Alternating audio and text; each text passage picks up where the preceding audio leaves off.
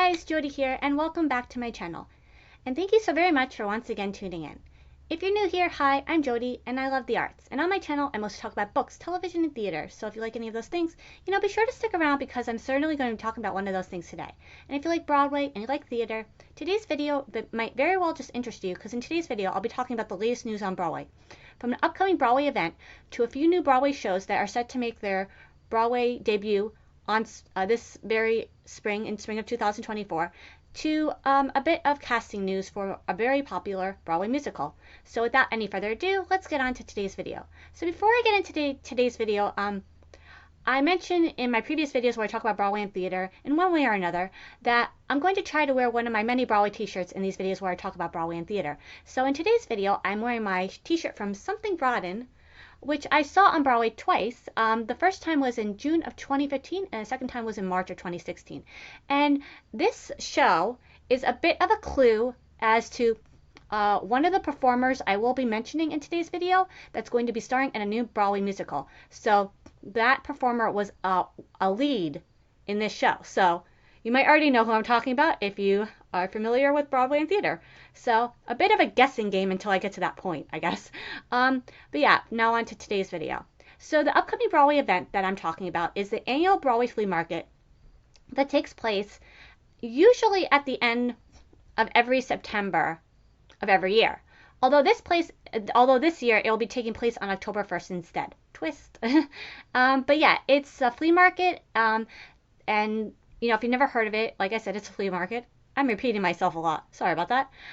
And where vendors sell like Broadway merchandise for shows currently running on Broadway, as well as shows that are no longer running on Broadway. You can find a lot of great fun souvenirs, Broadway souvenirs, at this event. Also, Broadway shows that are currently running on Broadway will also be having their own table selling merchandise from their shows as well. And there's a silent auction, a live auction, and the event takes place between 44th and 45th Street, and it also takes place between 10 a.m. and 7 p.m. And as far as have I ever been to the Broadway Flea Market, despite seeing shows for about 20 years on a pretty regular basis, I have not, believe it or not, been to the Broadway Flea Market in person.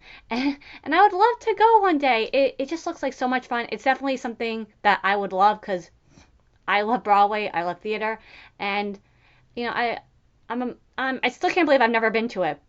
On the other hand, sometimes I think it's for the best because I would probably see all the Broadway merchandise that I see, things that I would like. I would probably want everything, probably buy too much, and need a U-Haul to bring it all home. So, regardless of probably spending all my money at this event, I would still love to go to it one day because it just seems like so much fun. And now on to a few of the shows that were recently announced this week to be coming to Broadway this spring. So I'll be talking about two new musicals. The first one is a new musical called Days of Wine and Roses. It's going to start previews on January 6th. It's going to play at Studio 54. It is a limited run. It's going to play for a 16-week engagement at Studio 54.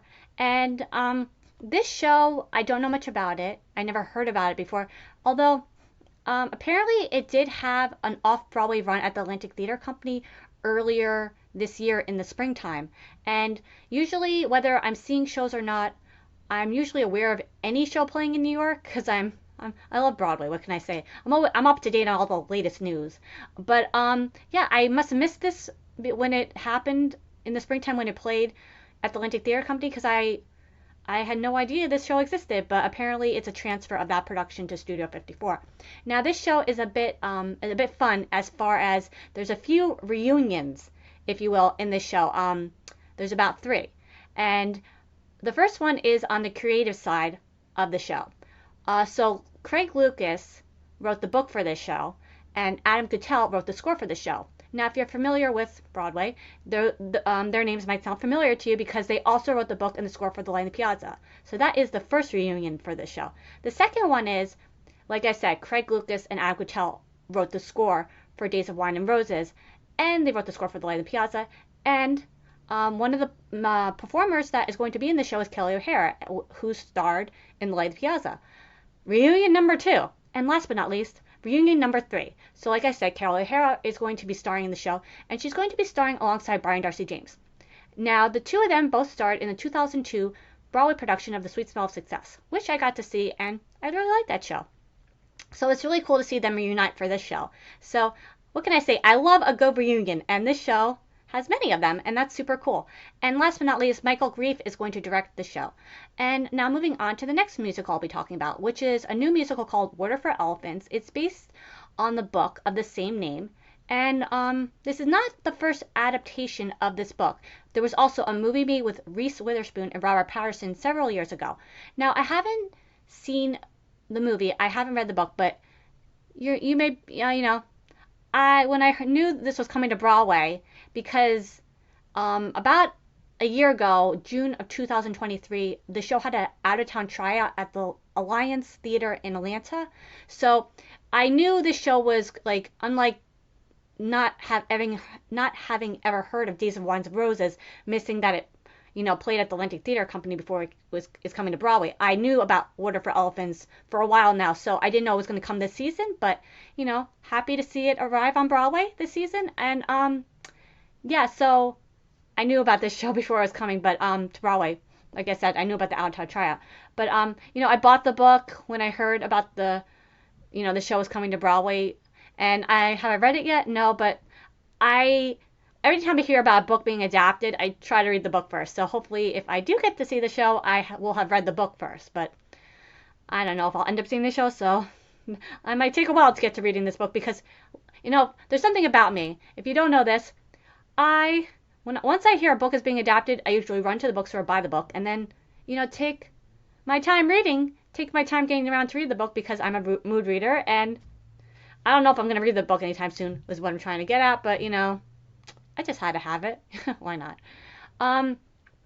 So this new musical is going to start previews on February 24th at the Imperial Theater. Rick Ellis wrote the book for this musical, and if you're familiar with Broadway, like I keep saying that, sorry about that, but he also wrote the book for Jersey Boys, and I really liked that show, and that show had a great book, so I'm sure he's going to do an amazing job with this new musical as well. Jessica Stone is going to direct it and the new musical, and I'm pretty sure she directed Kimberly Akimbo. So, yeah, she's a great director.